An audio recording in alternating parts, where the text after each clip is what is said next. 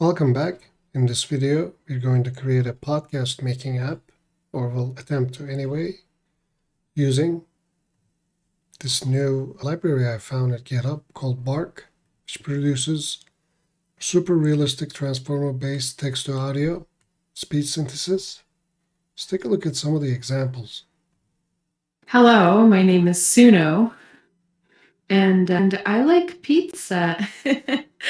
But I also have other interests such as playing tic-tac-toe. So this is really interesting. It also does foreign languages, different languages. It can also do music. Let's give it a try. The jungle, the mighty jungle, the lion barks tonight. It turns out that these little commands that you can enter, such as laughs or the musical notes, are actually an emergent quality in this model.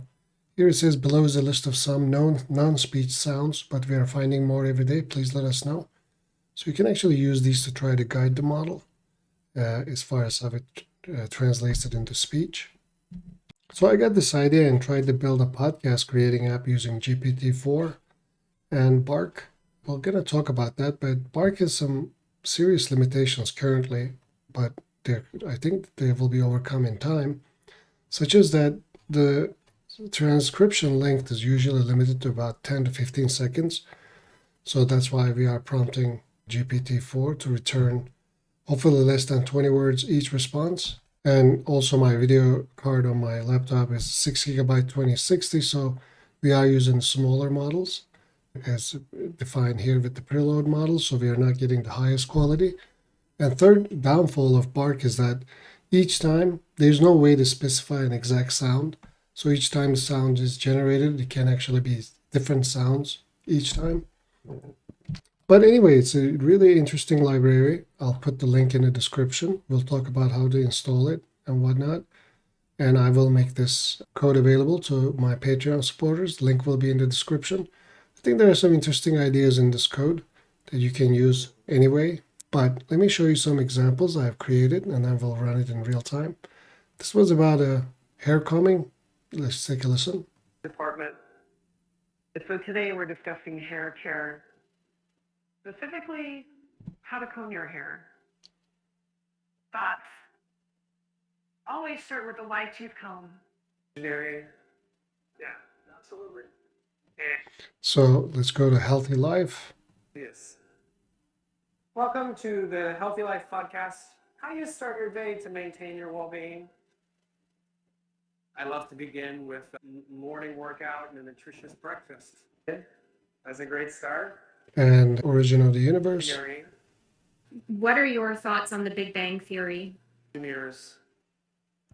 I think the Big Bang Theory is the most widely accepted explanation, but So it goes on. Like I said, it's not so perfect, but it really produces, when it does, it really produces natural sounding speech, and these additional commands really make it interesting.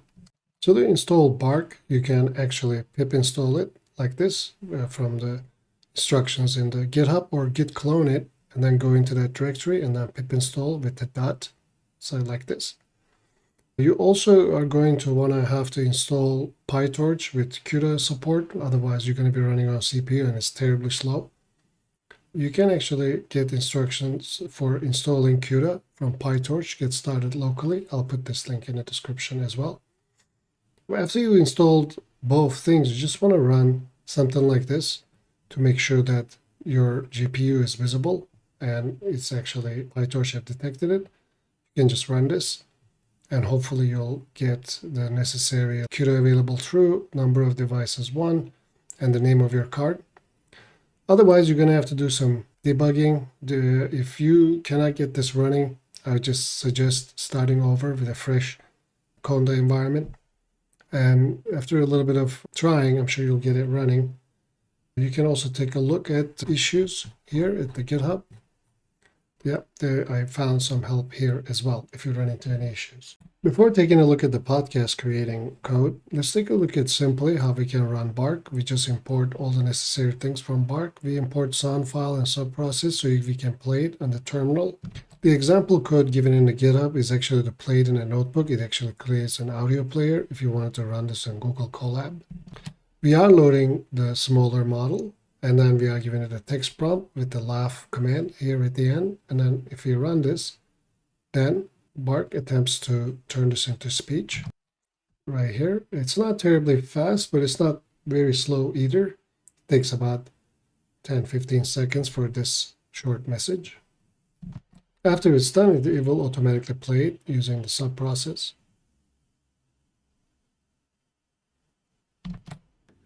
Hi there.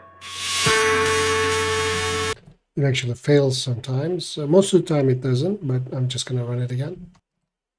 Hopefully this time it will be better. Hi there, welcome to Echo Hive channel. I forgot the laugh in the end, but let's try. You can also do other languages, so let's try French. Let's hear how this sounds. Bonjour à tous, bienvenue sur la chaîne Echo Hive. Like I said, it doesn't work perfectly every time, but when it does, it's really great. I think it's a really interesting library. Let's take a look at the podcast generating code. We are importing all the necessary stuff from Bark, the sound file, subprocess, OpenAI threading, so we can process both GPT-4 requests and also text-to-speech in the background, hopefully in a threaded environment. We are importing Q and Wave. This is to load the smaller models. This is Bark related. And then here we have our prompt. You are generating a conversation between two people who are talking on a podcast.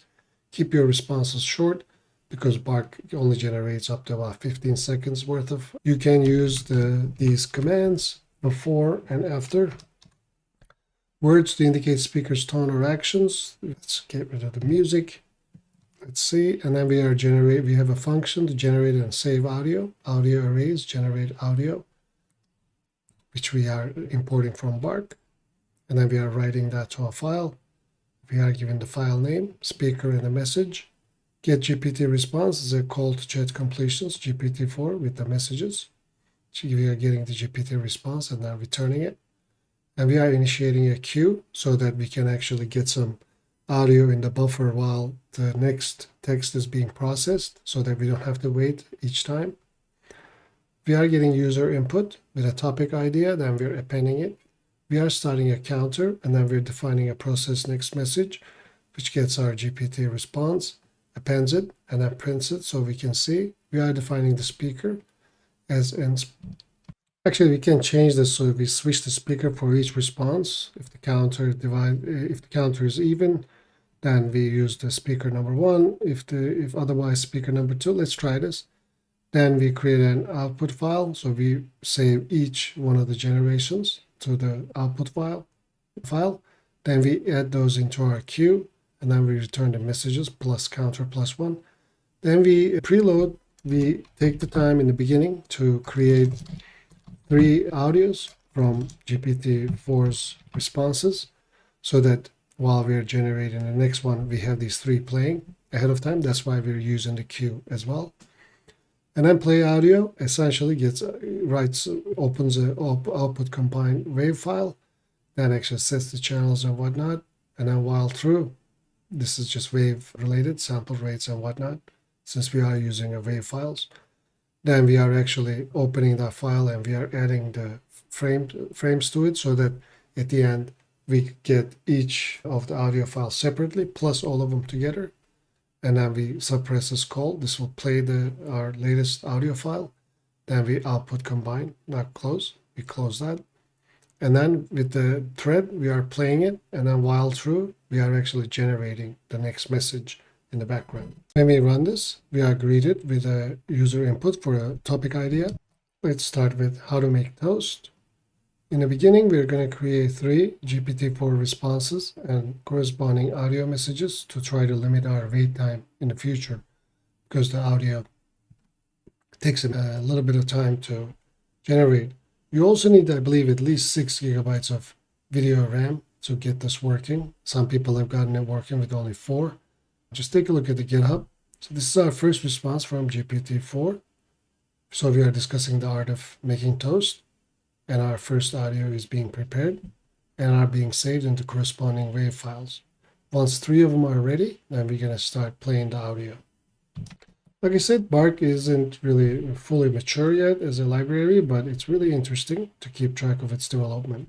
So we're going to start playing right after this, and we will produce the next audio file in the meantime while the audio is playing. So As you today see. we're discussing the art of making toast. You start with some bread, right? Absolutely.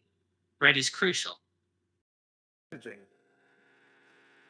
Next up, you need a toaster or an oven in your thing? Yeah, either works. Just adjust the settings and let it toast away. And how do you like your toast? Lightly toasted or crispy? I'm all about that golden brown. You? Pan. Yeah, the sound sometimes can be off, Once it's done, you just grab it with tongs, right? Yes. but it's so Be natural careful not to burn when your it just gets it. fingers.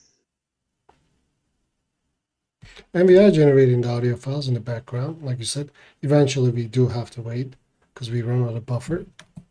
What's your favorite? Those two. You can't Just go wrong gonna with rate butter this. and jam.